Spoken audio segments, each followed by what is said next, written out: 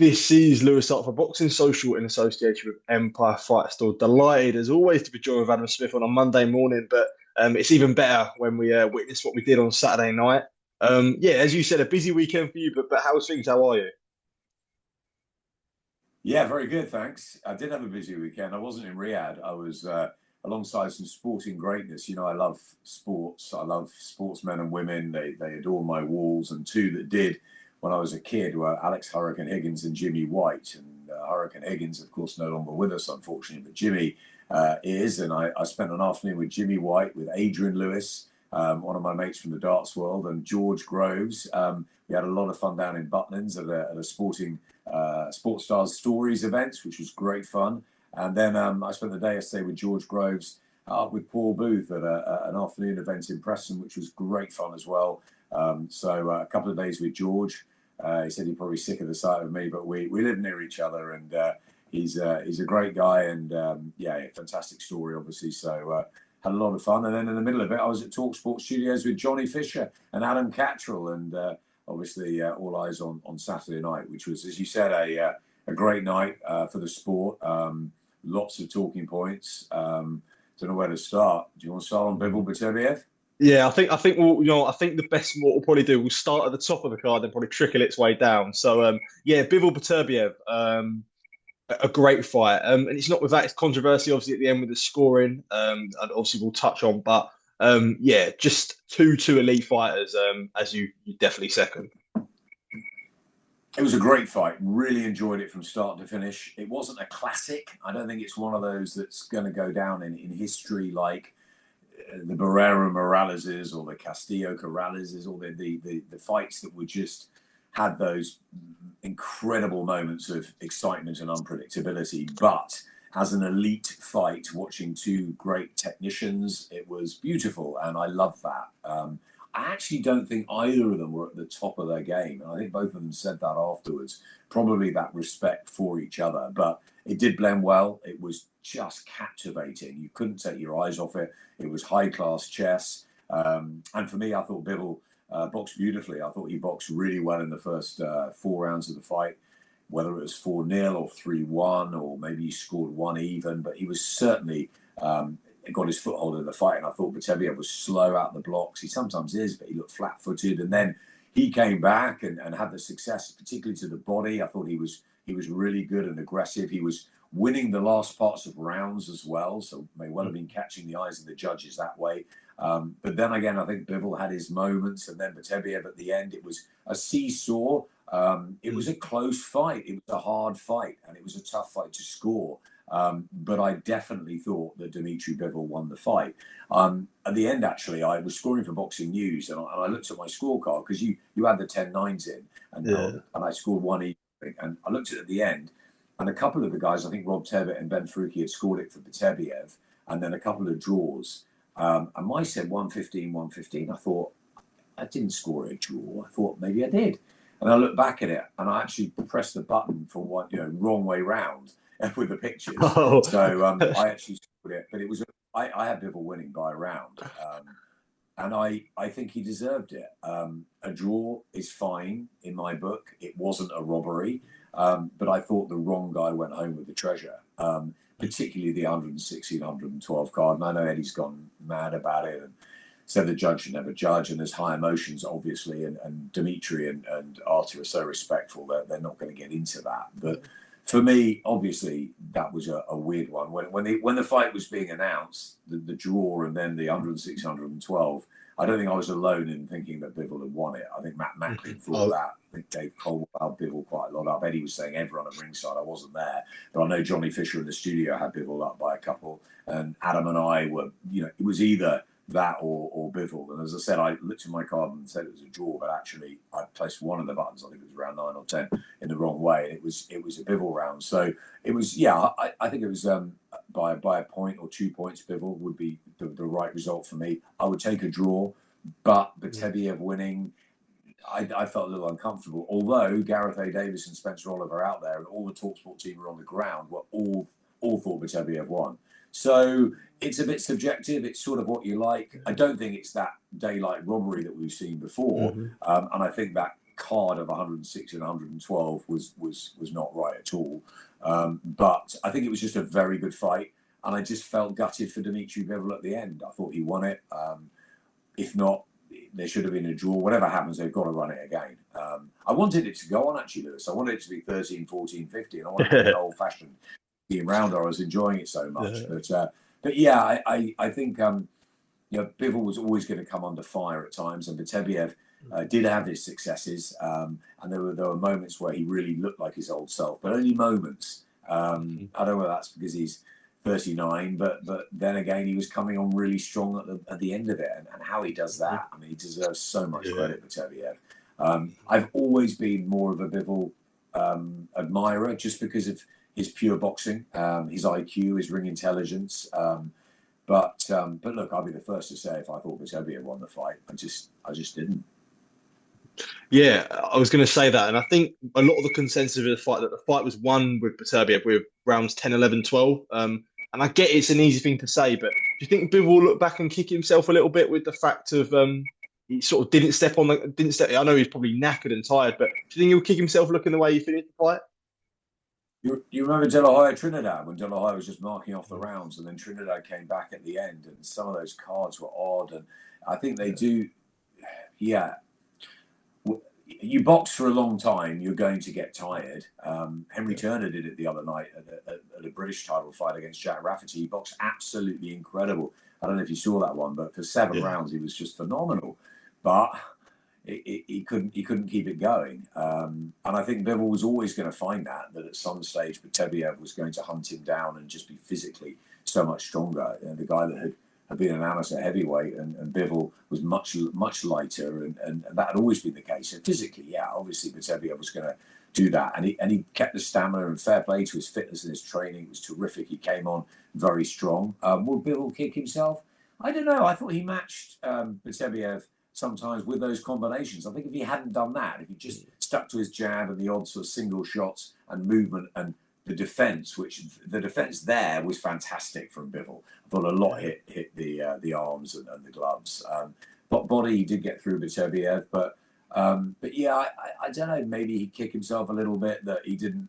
But he was probably jaded at that point, and you've got to give Beterbiev credit for digging deep and after that bad start coming through and winning the fight. And obviously, let's congratulate Beterbiev. He got the decision. He's the undisputed light heavyweight champion, the first since Roy Jones Jr.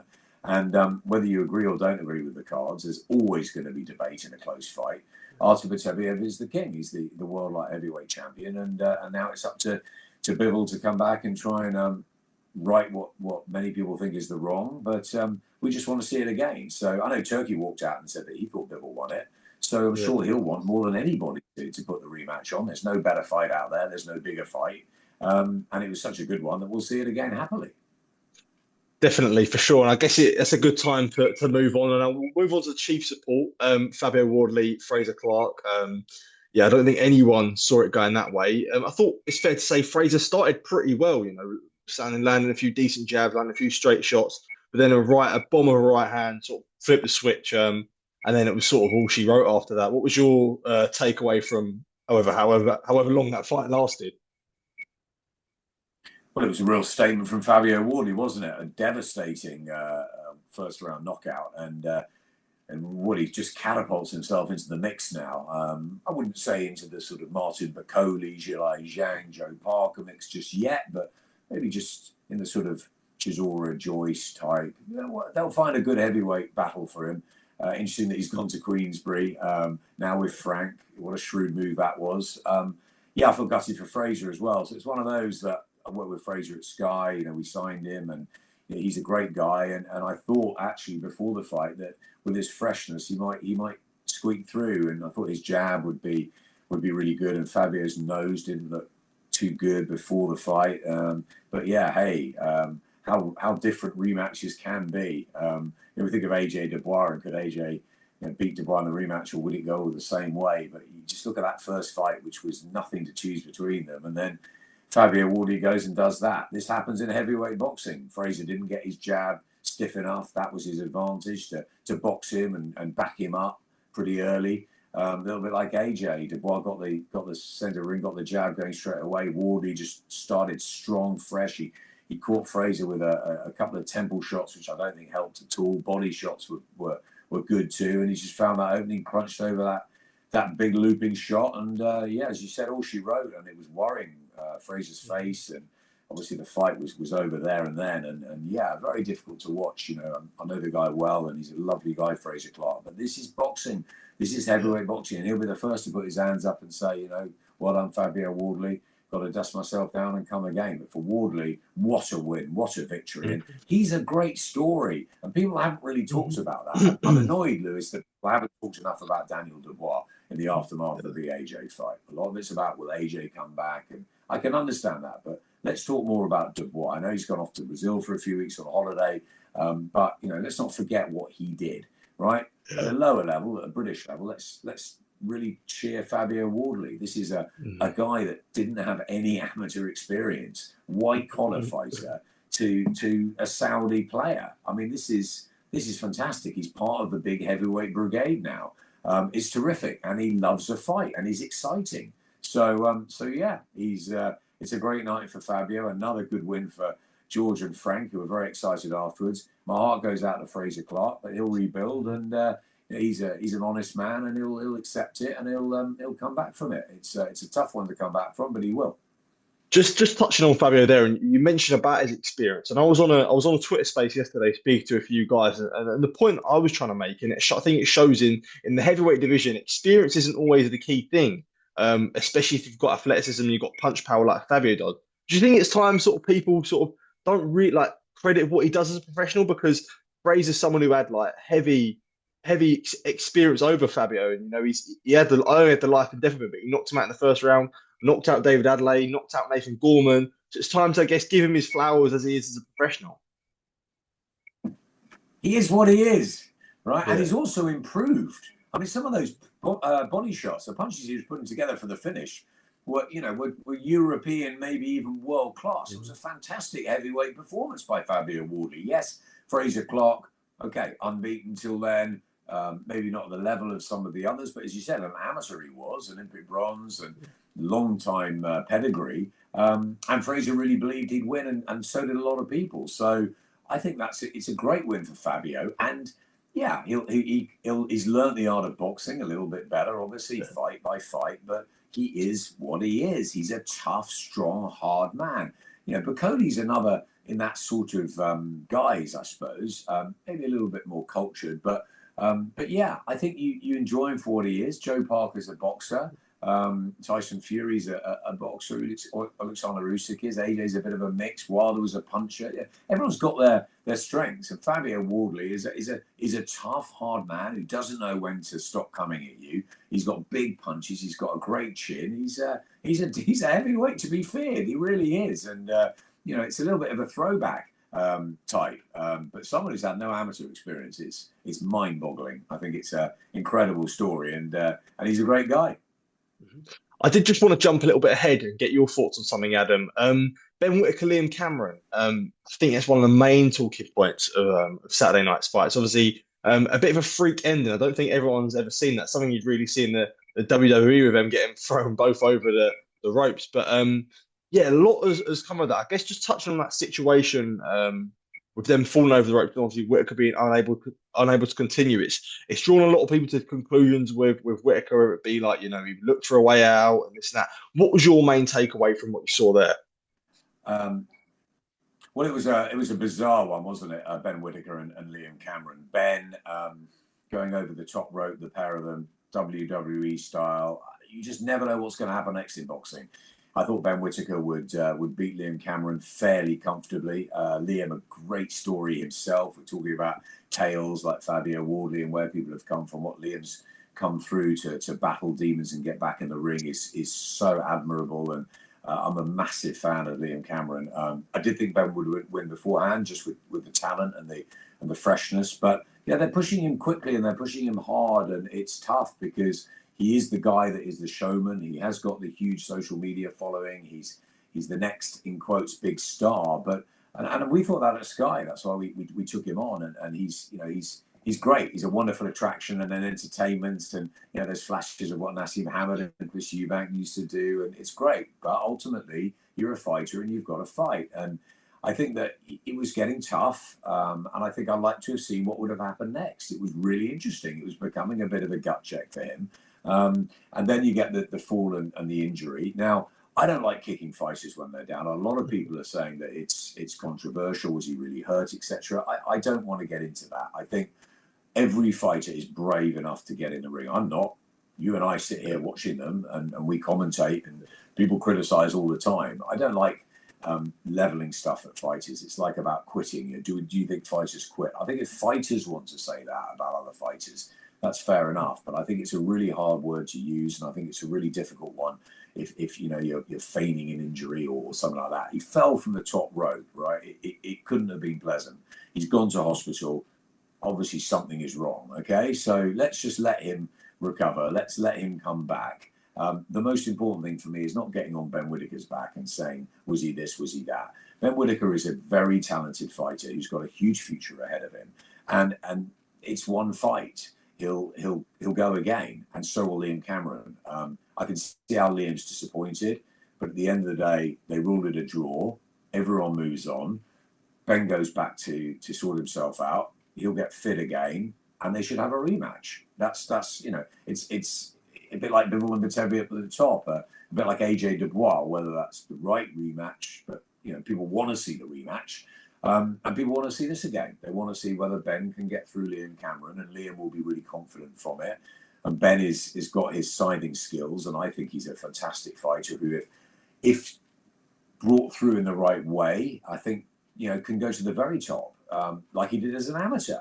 But it is about maybe just taking check and taking stock and thinking, okay, which way do we really want to move Ben? Because, for example, we look after, as you know, Carl Davis at Summit, and he's 8-0, and we're bringing him through the small halls. You know, Ben is obviously got that amateur experience and is hugely talented and has got that X factor. So it's hard, but we're certainly with Carl, we're going to take him through and get him really learning his trade on the ground, a bit like Callum Simpson, Kevin Reed did with Callum Simpson, and you know, Ben's been thrust into the spotlight. And sometimes that's tough because you know you believe you're amazing, and he is great. He's fantastic. He's amazing at loads of things, and he's must-watch TV, and he's a very, very good fighter. But we don't know how good a professional he is yet because you know he's going through the levels, and obviously he had success, and then it was. Liam Cameron came back at him and then it finished. So let's see it again. Let's see what happens in part 2. I think that's what the fans want to see, isn't it? Yeah, definitely. And I think more on Whittaker, and I know you said, you know, it's not right to kick him while he's down, but do you think that there is a cause for concern? Because I'd say for myself from a watcher, it's probably been a string of poor performances now for him that I probably can't quite put my finger on. I don't want to say it's him sort of not being able to adapt to a professional game because I think there's ability there, but do you think there's a cause for concern with the recent sort of performances that he's been putting in, especially probably the last 3 fights, you'd say? Yeah, you say that is he becoming a hard and solid professional? His style is different. He doesn't sometimes sit down on his punches. Maybe there's a lack of power. Maybe he needs to work on that, be a bit more spiteful, be a bit more accurate. But we know what he can do. He's a very talented fighter. You ask all the guys that spar with him, all the guys that have been in with him as an amateur, he's got real ability. But as a professional, you've got to turn it in. Frankie Gavin was an incredibly good amateur, but he didn't quite make it, certainly to the levels that he should have done as a pro. But Alan Temple, a fantastic amateur for Hartlepool, double ABA champion, never really made it as a pro. Peter Richardson, another one who was just phenomenal as an amateur, never really. Errol Christie back in the day, you know, he was star amateur, and of course, a good professional, but got, you know, got knocked out a few times. He just never really made it to the heights that you thought he would. So that can happen. I'm not saying that will happen with Ben at all, because I think Ben trains really hard. I think he's dedicated. I think he's got incredible skill set, fantastic skill set. But yeah, maybe he needs just slightly different sparring. Maybe he needs to go abroad. Maybe he needs to get some experience elsewhere. Maybe they just need to see, sort of work out who he fights and when he fights, and maybe take the spotlight slightly off him a little bit. But it's going to be hard because he's already there and people want to see him. He's got these huge following on socials. So we're trying to maybe, as a sort of former TV man, push him a bit too hard and fast because we want that next star. We're desperate. What happens after the AJ Fury lot? Where is the next star coming from? And Moses Atawa, could it be him? And he's a young pup as well. Don't rush in too much. Yes, he's doing brilliantly, but don't spoil it. Once you're up at that level, it's very tough. And as we've seen, the light heavyweight division is really hard. It's hard domestically with the Boatzis and the Yards and Willie Hutchinsons, and then it's hard at world level as we saw on Saturday night. Now, I'm not saying that Ben Whittaker can't get to those levels, but it takes time. You've got to be built. Eddie's great at building stars. Frank's great at building fighters, and I think that's the way I sort of look at it a bit. And Ben Shalom has got Ben Whittaker, so he's got to decide what to do with him. It's Frank would very good matchmaker. Eddie brilliant at building those sort of starry nights and the glamour, and sometimes taking those risks like he did with Kelbrook and Golovkin. Frank takes it a little bit more carefully, I think, like he's done with Dubois. He's stuck with him. He's brought him back. Jarrell Miller, then Kurgovich, and then AJ. So very interesting to see what happens with Ben Shalom and Ben Whittaker. Ben had a difficult night with Frazer losing, obviously, and Ben's performance. But yeah, it's one performance. They go again. Yeah. Fight Liam Cameron again, and let's see what he can do this time. And I was very proud of Liam, and I'm very proud of Ben. I think Ben's a great fighter and a great sparkle for this sport. So let's not kick him when he's down. Let's not rub out that sparkle. We need people like Ben Whittaker in this business, and he'll come back, and he'll come back stronger. I've no doubt about that. Yeah, definitely. Final couple from myself, and one fight that you was definitely passionate about that I wanted to touch on. Skye Nicolson, Raven Chapman. The fight, I think it was a decent fight when you've got someone like Skye. She is class in her own right, but I think it's fair to say she's not always going to have that style that's really going to maybe catch the casual eye. But yeah, regardless of that, I'm sure you agree that it was a great, hopefully a great opening for more women's fights in Riyadh season. That's what I was going to say, Lewis, that it was a fantastic moment for boxing. I'm a huge advocate of women's fighters, as you know, from Katie Taylor in 2012 and Nicola Adams, and then Tasha Jonas and Savannah and Chantel and Terry and everyone coming through. And look at them now. The women is fantastic. You had that great fight with Michaela Meyer and Sandy Ryan. You've got Ellie Scottney, Terry Harper doing it again. It's just brilliant out there. Tasha waiting to come back, a two-weight champion. It's fantastic for boxing. And I think Skye Nicolson and Raven Chapman have been exemplary in the build-up to this. I think they've really put the flag in. It's fantastic that it's happened in Saudi, the first women's fight. I'm close to Raven, and my heart was with her, but I did think Skye would win the fight. And she was really good again. She's a lovely boxer. She's a great young woman. She's a fantastic ambassador for the sport. So too is Raven. And you saw that at the end, that although Raven was disappointed and she got outboxed and it wasn't her night, she'll come again. And it was a story together really for the two of them. And they'll be bonded, and it's fantastic. And I was out last week with Sophie Ali, half featherweight. She's about to fight again in the next 3 or 4 weeks with Wasserman, and we're really excited about Sophie coming back. And of course, it's that division: Skye, Raven, Karis Artingsaw. So there's loads of good fights to make in the future. And I haven't caught up with Sophie actually since the fight, so I'm looking forward to seeing what she thought. But she picked Skye as well. Thought Skye would win, and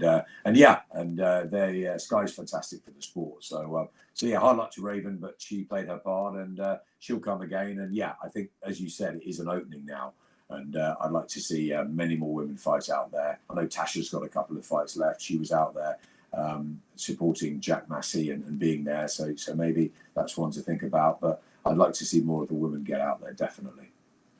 One thing I did want to get your opinion on, it was a talking point of this week as well, and obviously you've got Ben Shalom, Frank Warren and Eddie Hearn out there, and I know that they are all working together, but that isn't without its, I guess, beef, you could say. I know Ben and Frank were going at it when Eubank faced off with Sarah Messer. I guess you've sort of worked closely with all the promoters during your career, but what do you make of it now? When you see obviously Ben and Eddie had their troubles at the Wembley show. Now it's Frank this time. Like, it does seem like Eddie and Frank against Ben. Like, what do you make, I guess, of that that sort of situation? I suppose, if it even is that. That's a good question, Lewis. Are you getting to another subplot in boxing? Surely not.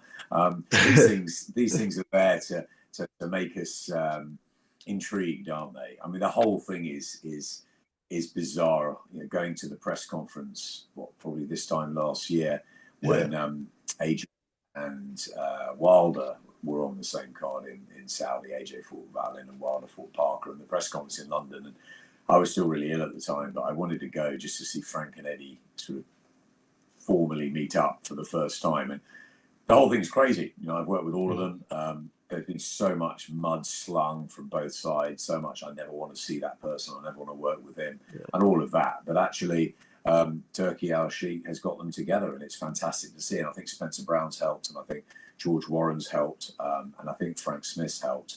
But Frank, Eddie, and Ben's got himself in there, which is great, with Martin Bacoli, and obviously with most of the card on Saturday night. And yeah, they're going to ruffle each other's feathers. They're all very different, Lewis. I mean, you've interviewed them all, and I've worked very, very closely with all three. The one I haven't worked closely with that I really want to is George, because I think George is really smart, and I think he just keeps himself to himself. He's in the back, doesn't really like to hold the limelight, and I like that, and I like that about Frank Smith as well. So you know, they're in many ways the guys that are forgotten about behind the scenes. They're very sharp brains, and they're good. So I'd love to work with them, but I have worked with all the others, and you know, Frank is different to Eddie, he's different to Ben. They're three different characters. They've got different strengths, different abilities, different ways of working. They're all very, very good promoters, great promoters, the best promoters. And Ben is a lot younger and is learning, and obviously has had a tough time in his he had the keys to the castle at Skye. He's had a tough time. You know, things have been up and down, and you know, he's got himself into the Saudi picture, and he's probably trying to ruffle a few feathers. And they're probably, Frank and Eddie are probably thinking, hey, we've been around a long time, we don't need that. I've got Izzy on the phone all the time going, hey, you know, when are we going to get in there? And you know, it's great fun. And Calla and Nissa are also on the fringes, but they always like to sort of keep in with everybody. They're the Kofi Annan, aren't they? The Switzerland. They work with everybody, which is I think a great way to go as well. But yeah, it's fun watching. Let's see what happens. Is there going to be any more drama on that front?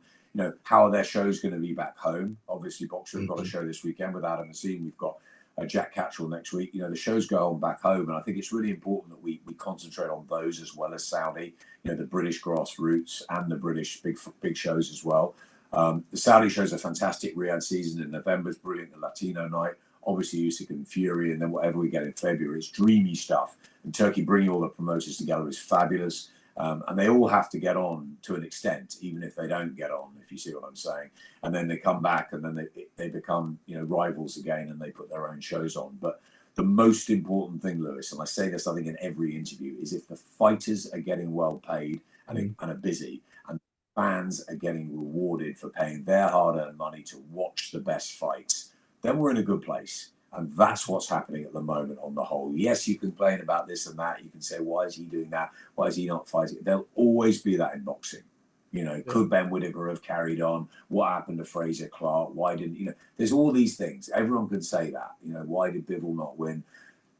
It's all talking. On a Monday morning after a big fight event, I mean, your phone goes, my phone goes, the community get back together. We've all got stories. Everyone's got opinions. That's what makes it fascinating. It's what makes it hard and tough and difficult, but absorbing and thrilling. And that's why we love it. That's why I call my book Beautiful Brutality, because that's what it is. It's an art form. It's fighters going in there, and it's mano a mano. They're risking everything. They're so lonely under those lights. And they've got to do it. And it's always, for me, that's what we shouldn't forget.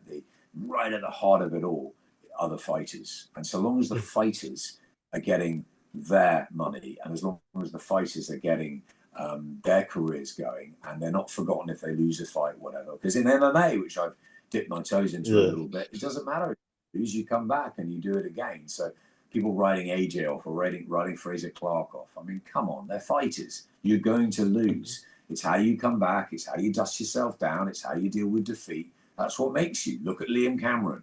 Look at what Tyson Fury did, from rock bottom to come world heavyweight champion and a legend again. It's just extraordinary what fighters are made of. And yeah, sometimes you don't want them to go on too long. You worry a little bit about their health, and you worry about them afterwards, whether they'll have that same passion, having been all in on boxing. There are things that we need to be, we need to support our fighters. We need to be around them. And it's really important thing to me. That's why I'm working with Summit and GBM to help young fighters come through and, put my arms around them on the rainy days, because it's got to be tough for Frazer Clarke this week. It's got to be tough for Ben Whittaker this week, even though he didn't lose. And it's got to be tough for Dmitry Bivol. And yes, Bivol, okay, has the fans on his side, but Frazer Clarke doesn't. Who's going to be there to help Frazer Clarke this week? The first person I messaged on Saturday night was Frazer Clarke, not Fabio Wardley. I did message Fabio Wardley, but the first person I messaged was Frazer Clarke, because that's the lonely time. These next few days are the lonely time, because people are going to go, oh, he's this and he got knocked out. And these are tough, proud men and women.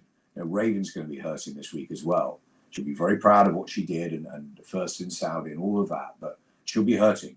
And there needs to be people wrapping their arms around the fighters, because they're what give us the entertainment and the sport that we love. So we mustn't forget them. Absolutely, definitely, and I think I second them words from yourself, Adam. Just before we do sign off, anyone else that impressed you from the card off Ty Eubank Jr. before the meeting runs out? And Eubank Jr. did his job. We're all looking forward to Conor Benn and Eubank. It's the biggest fight outside of the heavyweight division. It's a huge fight, and it's a fight that when I was doing my events this weekend, no one really could predict who's going to win. Different weights, different styles. They don't like each other. Yes, of course, they've been brought together for the cameras, but they don't like each other. And that's plain to see. I spent a lot of time with both. They're very different characters.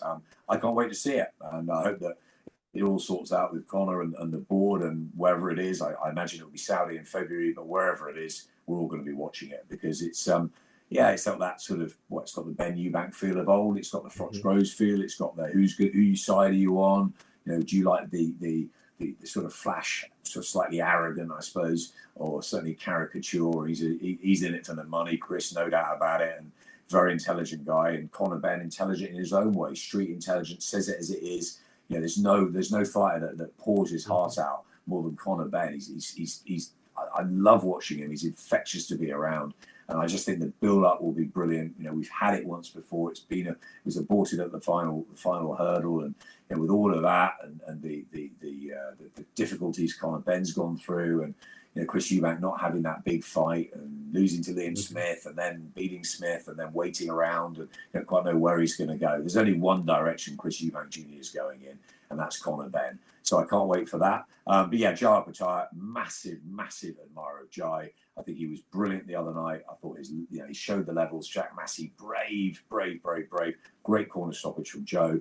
Levels in this sport. And Jai Pattaya is one of the best pound-for-pound fighters in the world. I think he's top draw. I love watching him. Southpaw, he can box beautifully. He's got fast hands. Body work was great on Saturday night.